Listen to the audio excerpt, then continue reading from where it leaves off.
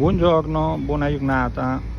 Agosto 2021, lungomare di Canneto, comune di Lipari, Isole Eolie.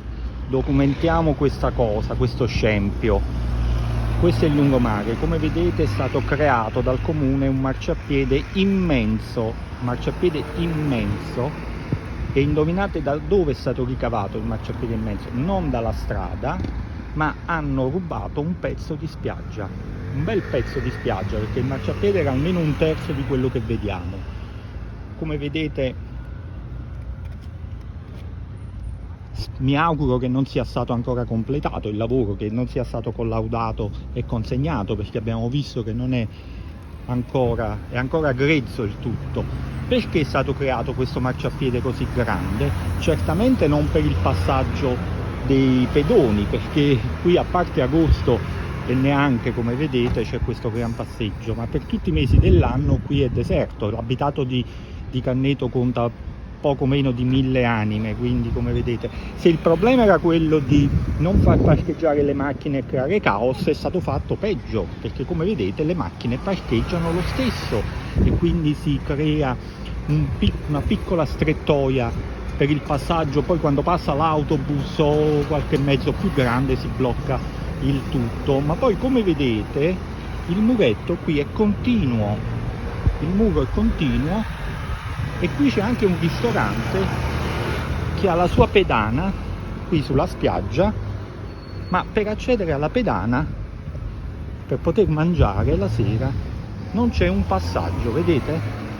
Non c'è un'apertura, quindi bisogna fare un bel po' di metri sul marciapiede, rientrare sulla spiaggia e andare alla pedana. Ma questo non è l'unico scempio. Vedete, qui sarebbero stati piantati degli alberi, ma vedo qualcosa di rinsecchito, non curato, tubi di fuori esterni. Io mi chiedo, visto che per le Isole Eolie le spiagge sono un patrimonio immenso, sono la loro ricchezza, come si fa a tagliare una spiaggia, a ridurla in questo modo? Le Isole Eolie sono patrimonio UNESCO e mi chiedo, ma l'UNESCO è al corrente di quello che è stato fatto? Legambiente non si fanno sentire? Chiunque, qualsiasi istituzione, cosa hanno combinato?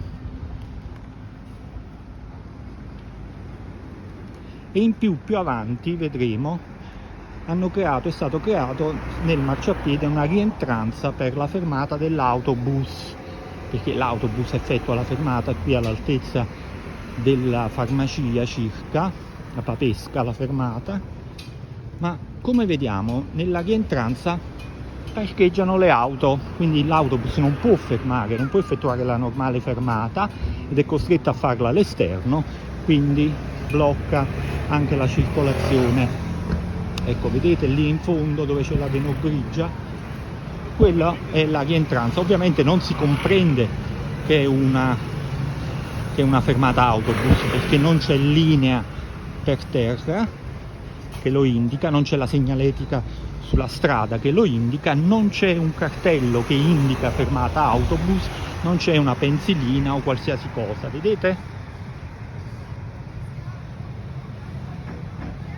Ecco qui, è stato creato il mini parcheggio per le auto anziché la fermata dell'autobus.